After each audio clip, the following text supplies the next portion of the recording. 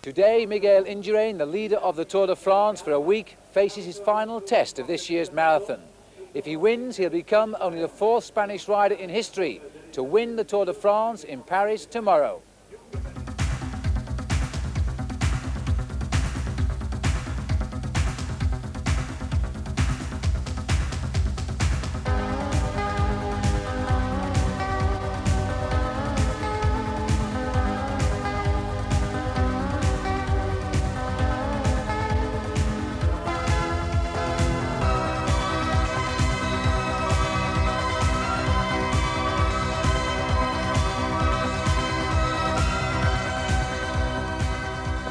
Hello and welcome to Macon. Just 57 kilometres in the heat of the day now stand between Miguel Indurain and victory on the Champs-Élysées tomorrow. But the competition will still be extremely fierce. Jany Buo in second place. Well, to take the lead, he must gain more than 3 seconds a kilometre. There's also another battle, that between third place Claudio Chiappucci and Charlie Motte of France. Motte is just 9 seconds behind the Italian, and he'll fight hard now for a place on the podium tomorrow. Well, during this last week of the Tour de France, Miguel Indurain has come to learn the pressures of wearing the race leader's yellow jersey. And last night, outside his hotel bedroom, after 11 o'clock, they were still queuing for interviews. And that's the time the rider, on the eve of such an important time trial, really should be in bed. Paul Schoen, however, had an early interview with the man who today will ride with pride in the yellow jersey of the Tour de France. Miguel, do you have a lot of confidence for the time trial tomorrow? Because you've already got 3 minutes lead over Buo.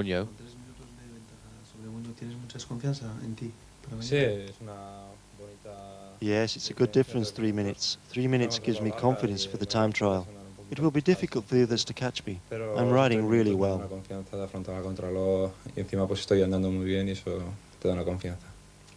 So therefore you feel comfortable with the 3 minutes lead between yourself and Buo? Yes, I think it's sufficient. I'm confident. It would be difficult for him to make up that time. Hopefully nothing will happen. A fall, a flat tyre, who knows? And this morning, Miguel Indurain was taking no chances. He was out riding the whole route along with his teammate Pedro Delgado, who a year ago, of course, he was trying to help win the Tour de France. What a difference a year makes. Now Delgado is making sure that Indurain stays safely on the road today. With him too, Abelardo Rondon, when they checked out the circuit. It's a difficult route here in the Winelands. It's undulating and it's a very long way, 57 kilometres. Well, one of the early starters on the course today was the Soviet winner from yesterday, Vyacheslav Yakimov, and I said yesterday he could ride a good time trial. Well, at every checkpoint he was setting the best time, and by the time he came into the finish, it was the best time thus far. 1 hour, 30 minutes and 34 seconds, the standard to beat today. And just look at this, Paul, the arrival of Jean-Francois Bernard. He's been creeping closer and closer to Yakimov, all through the checks, but he's just going to be pipped. Well, he wanted really to go for this stage victory today, but as he comes over the line there, 1 hour, 13 minutes and 59 seconds, good enough for second place, but I think the work he's done so far is too good. Now we're back on the road with Le Monde here. He went through the first time check in best place when he went through, but now he's just been beaten by 31 seconds by Claudio Chiappucci. Le Monde should very soon be coming to the 36-kilometre time check. So Greg would like to finish this final weekend of the Tour de France on a high spot. He really is trying as hard as he can, but the surprise so far is Claudio Chiappucci, the man who can't ride time trials, going through the 20 kilometres point, knocking Greg LeMond off the #1 spot and gone through there in 26 minutes 35 seconds. Buo and Indurain still to arrive, but here is the arrival at the first check now of Jany Buo. The time to beat 26:35, so Jany Buo is also slower than Claudio Chiappucci, and this is turning out to be quite a surprise. Well, it really is a surprise, because this man Chiappucci, his weak point is supposed to be his time trialing. It may be that he started very quickly, because the last 25 kilometres of this course is very, very difficult. Buo going through there in second place, just in front of Le Monde. So here is Greg LeMond, and just before the start of the race today, Paul Schoen was talking with him, and despite his problems in this race, he still seems to remain optimistic. Well, it's not the same as say last year when I was in the yellow jersey. There's a difference when you've got a lot of stuff at stake, I guess. But I'm feeling better day by day. So I'd like to finish the tour on a good note, and you know, I don't know. It depends on how Miguel Indurain. I don't know how tired they really are, but it'd be nice to win a stage, and it's possible.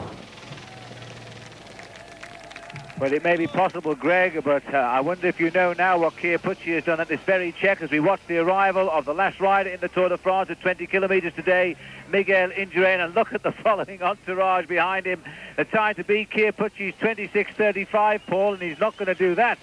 Well, that's not the important thing for him. The important thing is the time of Jany Buo. He may well have paced himself, and Chiappucci started very quickly, because I'm sure Miguel Indurain would love to win this time trial, but what's more important is basing his whole ride on the ride of Jany Buo. And this is the situation after that 20-kilometre check. Chiappucci now has set the fastest time of the day there. Jany Buo in second place. Miguel Indurain exactly the same time as Buo, and if it stays like that, Indurain will be very, very happy indeed. Definitely. He'll be getting all the information from his team manager. That's the advantage of starting as last man. You know what all the other riders have done.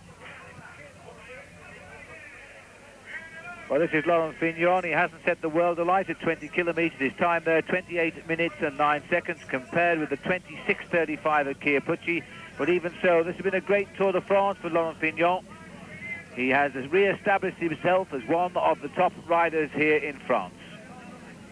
And as we watch here the yellow jersey of Miguel Indurain, this is the situation of 45 kilometres. Indurain a little way before this point yet. Greg LeMond through 58 minutes 34, setting the best time ahead of Yekimov, who has already finished with the best time, but it looks now as though Yekimov is going to slip away when Greg LeMond comes up to the finishing line. Enormous crowd here cheering on the race leader in the Tour de France, who went through that 20-kilometre check exactly equal with the rider in second place in the Tour, Jany Buo. Well, here's Charlie Motte, and it looks as though he might be losing out at the moment, Paul, with his battle with Claudio Chiappucci. This is the situation at 40 kilometres now. Chiappucci still leading the charge from the back of the field, 52 minutes and 40 seconds. LeMond in second place, but closing in at every check on the gap on Chiappucci, only 15 seconds back now, and Yekimov is at 44 seconds. Still, Buo and Indurain to arrive at that check, but I can tell you the situation at 36 kilometres where Indurain has arrived. He's leading there with 46 minutes and 22 seconds. Chiappucci 3 seconds slower, Buo 20 seconds slower, and LeMond half a minute slower. But the surprise is, at the moment, Paul, that Motte is not going to claim third place in the Tour. Sorry, Paul, but this is the arrival of Greg LeMond coming in here, and it's going to be the best time. So Greg LeMond is fighting back to lead the Tour de France with possibly a stage victory here as he comes down towards the finish. And the crowd now cheering Greg LeMond all the way down the home straight. This is a rider who refused to give up the Tour de France, and instead he has fought back the hard way. He comes home now with what will be the best time. Listen to the crowd, they still love him as Greg LeMond crosses the line, 1:12.33. Greg LeMond has the best time. Now what can the others do? And we will take a very quick break.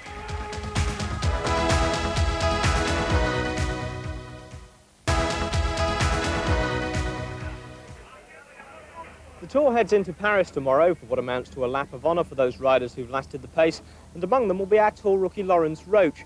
Now, before the race started, there was a certain amount of talk about Laurence being on the Tour because of his brother Stephen rather than on merit. Well, he's proved a point by finishing, and in fact he's looked stronger and more confident as the race has gone on.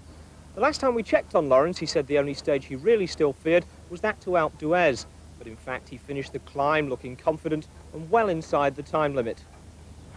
With most of the hard work over, I spoke to Laurence after Thursday's stage to Aix-les-Bains and asked him if he'd ever experienced a race like the Tour. Never, nothing like it. It's a great feeling to be with the Tour. Like the amount of people and getting up like that hill today, up the Rover. I rode up it 3 weeks ago, and there was no one on it, and I felt as long as 20 kilometres, and it was as long. It went on for hours, and today we rode up it was no bother. So it's amazing the difference, like the atmosphere, it gives you goose pimples and everything, it's great. During the first week of the Tour, though, it was anything but great for Laurence. First, he lost the guidance of his older brother Stephen, eliminated in the team time trial. Then his worst day on the Tour's longest stage, coming into Reims just ahead of the broom wagon after crashing. But you seemed up even after that. We spoke to you when you came across the finish. You never seemed to lose your optimism. That might be being a roach, like maybe it's in the blood, maybe. Now, what about the mountains? That was the stage of the race that you were really dreading, I think, and the first big test was the road to Haka. What was that like? It was hard. I was very uptight about it. I don't think I was sleeping brilliant before because I was so nervous about it. And especially the second day. The first day I thought I'd get through it, like, but the second day was a bit iffy, like. And John Pierce was the photographer. He came over and he shook my hand. He says, "I'm glad you made it by." He said an awful lot of people, an awful lot of journalists, like, thought you'd be going home tonight. And I said, "I'm glad, like." So obviously I was too. And after all the hard work, you've got the reward of the ride down the Champs-Élysées to look forward to. What do you think that's going to be like? I'm looking forward to it. I was there. I've been there like twice to watch the finish of it, and it was electric. And it's like, okay, it's going to be very fast, and it's hard. It's very hard as well. Like, but after all, like, it's great. At the end of the tour, to be riding down the Champs-Élysées at the end of the tour, like, I don't think you feel it that much. You deserve it, Laurence. Okay. Thanks a lot, mate. Thanks. And indeed, Paul and I would like to congratulate Laurence Roche, because tomorrow he will finish his first Tour de France. But for this man here in yellow now, I don't think there's any doubt. We're looking at the man who will go to the Champs-Élysées now as the winner of the Tour de France. As he comes up towards the 45-kilometre check, he is setting the fastest time now. And this is Miguel Indurain heading to victory, by the look of it, Paul, in the time trial. His second victory in the time trial this Tour. Well, definitely riding an excellent race. It didn't start off too quickly because Chiappucci went through the first time check in fastest place, but Miguel Indurain now is top of the leaderboard after 45 kilometres there, 58 minutes and 1 second. He's 24 seconds faster than Chiappucci and 29 seconds faster than Jany Buo. So this man really has worked his time trial out, and he's accelerating as we go along towards the finish. Well, all of the strange bikes are out again. I did promise you yesterday that Paul Sherwin, while we look at the men of the Tour de France, will explain some of the special equipment they use. Well, it varies from rider to rider, and it is very much a personal choice. You see here, in fact, Jany Buo isn't using one of the low-profile bicycles. He's using a standard road machine with those triathlete bars clipped on. If we can have a look at some of the other riders later on, you'll see they're riding low-profile bicycles with a small front wheel, but Buo didn't want to take the choice. His choice of wheels as well, he's got a solid disc wheel at the back and a four-spoke carbon fibre wheel at the front. And also the pedals, Paul, because many people have asked about the special cleats they use these days rather than toe straps. Well, nearly every rider these days uses these clipless pedals, the safety pedal as they call them, which as soon as the rider falls off, your feet come away from those pedals, very much like a ski action.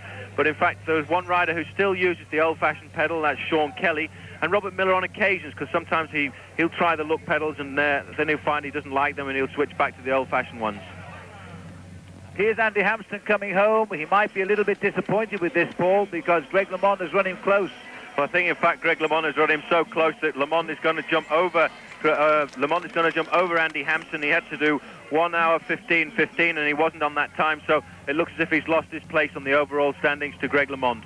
So LeMond climbs 1 place in the overall classification today, up from 8th to 7th. So he is going out of this Tour feeling a lot better. And Andy Hampson drops back to 1 slot. This is Jany Buo, just to remind you of the situation of 45 kilometres covered. All of the riders through there now, and the race leader with the best time, 58 minutes and 1 second for 45 kilometres. And that is approximately 27 miles inside the hour. What a tremendous performance. Chiappucci, 24 seconds slower in second place. Jany Buo, we're looking up very briefly there. We're now with the race leader. Buo third at 29 seconds. Greg LeMond through in 4th place at 33 seconds. Only Greg LeMond has finished of those names, and his is the best time at the finish line, 1 hour 12 minutes and 33 seconds. Jany Buo, the roads here through Mâcon completely closed as always for the Tour de France, and making full use of the full width of the road. And this is the situation at 52 kilometres, where we've still got Buo and Indurain to arrive at. LeMond was the best time there still, and Chiappucci 14 seconds slower now, so that's interesting, Paul. We thought the last few kilometres might affect Chiappucci.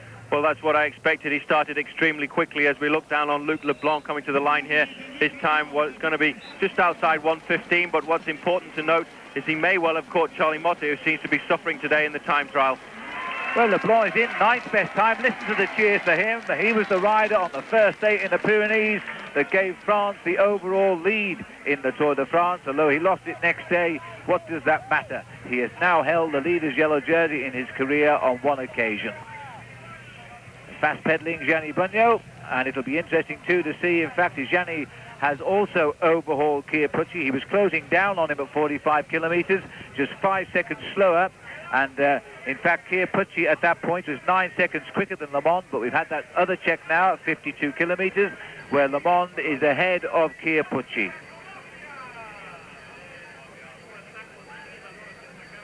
And when you look down at the long legs of Miguel Indurain, then you know there is no perfect shape for a cyclist, because here is a man who you would never believe could climb mountains as well as he can. He's tall, he's gangly, he's almost ungainly, yet he makes that bike look part of him.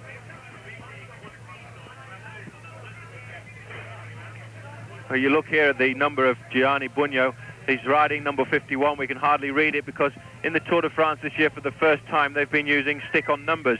They expected them to stick extremely well, but you can see here that I think the old method of a safety pin would have helped Jany Buo today. It seems a shame that he's gone to all the problems of aerodynamics and he's got that number flapping on his back. Well, just think of the weight of the pins for. Well, Buo settled in, he's keeping his rhythm, but towards the end of the course it rolls even harder, some very tricky descents as well as they drop down into Mâcon.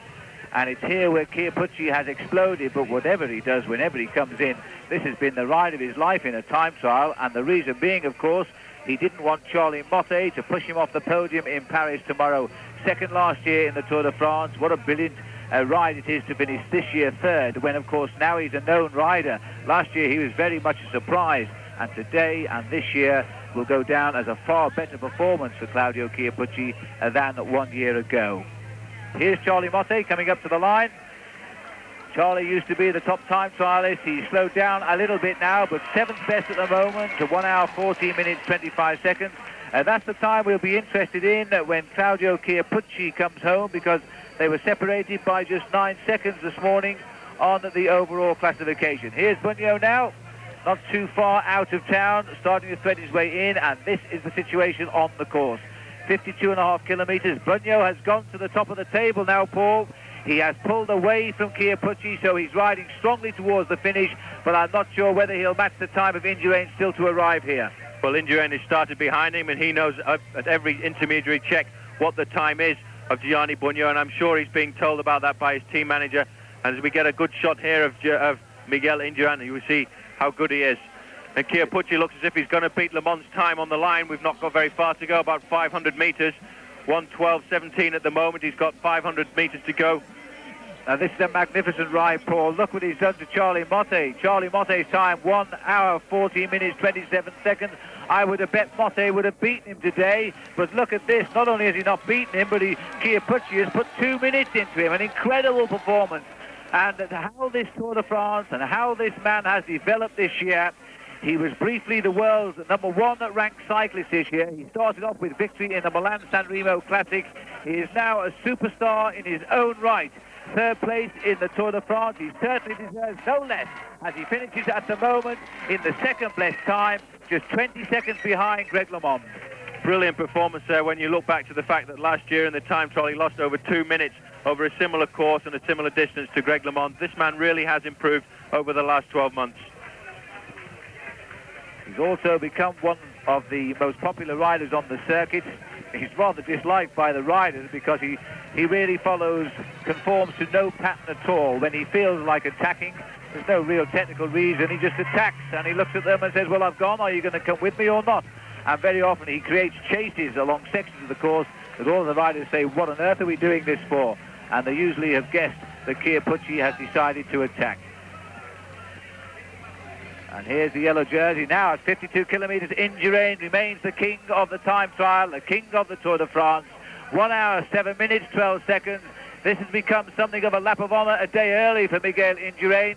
25 seconds better than the rider in 2nd position in the Tour. And Greg LeMond 3rd at that point and still refusing to drop away from the headlines of this year's race.